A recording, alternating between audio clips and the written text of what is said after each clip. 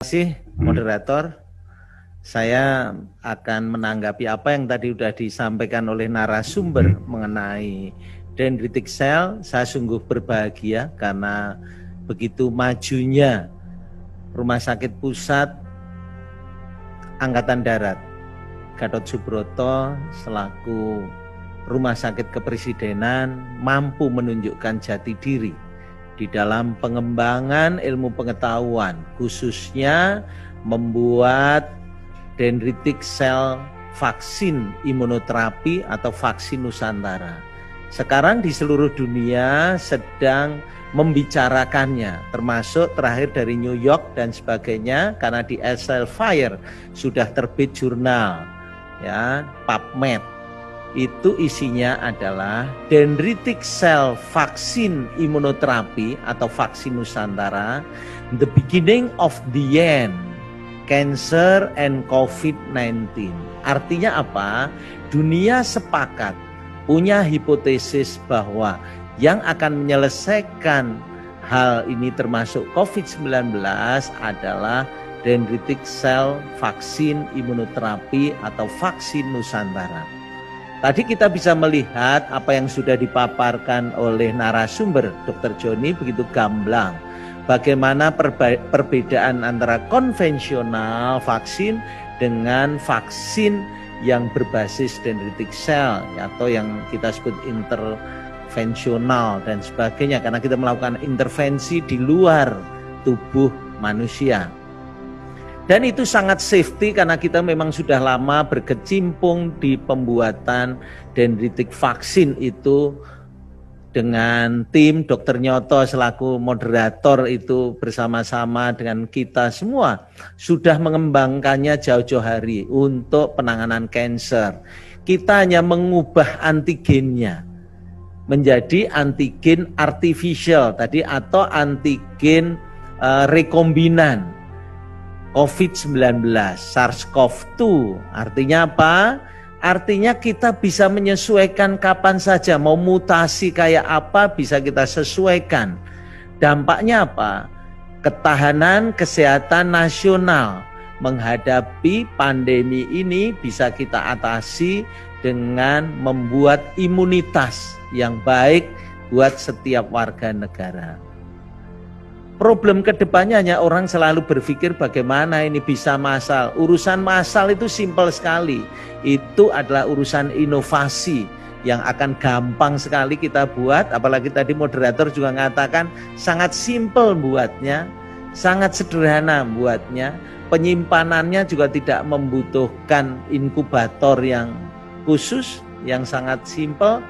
Kalau secara teknis apa yang sudah dikemukakan juga oleh pembicara adalah begitu simpelnya teknologi ini.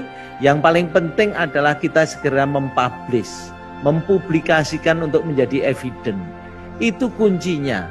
Tidak usah berdebat di bidang seolah-olah ini vaksin yang kayak apa, itu tidak penting. Nama itu juga sudah dunia katakan namanya sebagai dendritic cell vaksin imunoterapi. Kalau kita menyebutnya yang gampang di Indonesia ya vaksin Nusantara. Dan itu betul-betul karya yang memang sudah dirintis oleh TNI Angkatan Darat khususnya RSPAD Gatot Subroto. Kalau tidak salah kita 2015 sudah memulainya ya Mas Nyoto ya. 2015 kita sudah memulainya, jadi bayangkan.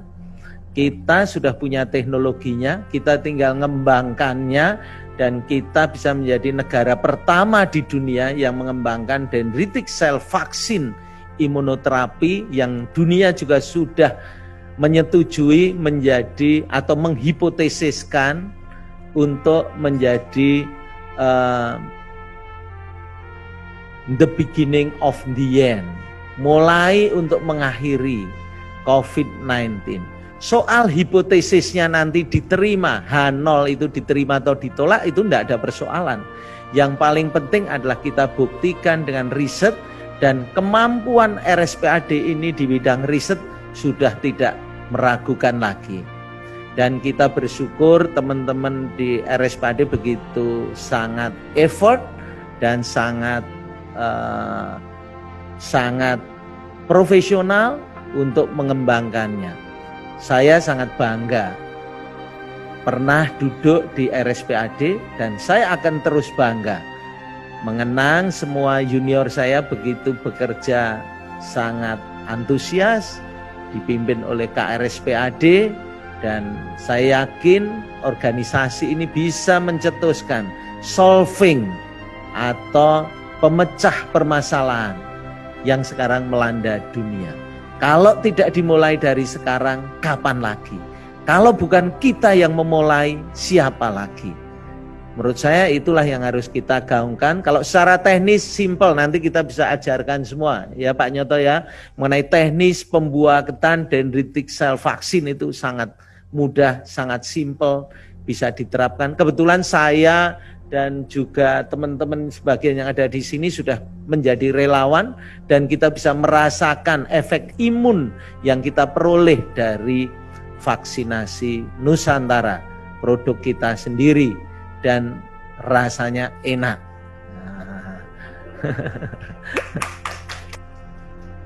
Dan mudah-mudahan ini bisa memecahkan kebuntuan selama ini. Meskipun sudah divaksin konvensional tidak ada masalah untuk divaksin Nusantara. Vaksin imunoterapi ini kalau dalam literatur dikatakan pengaruhnya adalah berpuluh tahun. Jadi ini akan awet dalam jangka panjang. Ya, saya tidak menggunakan istilah lain, saya mengikuti literatur aja bahwa efek T-cell memorinya adalah berpuluh tahun.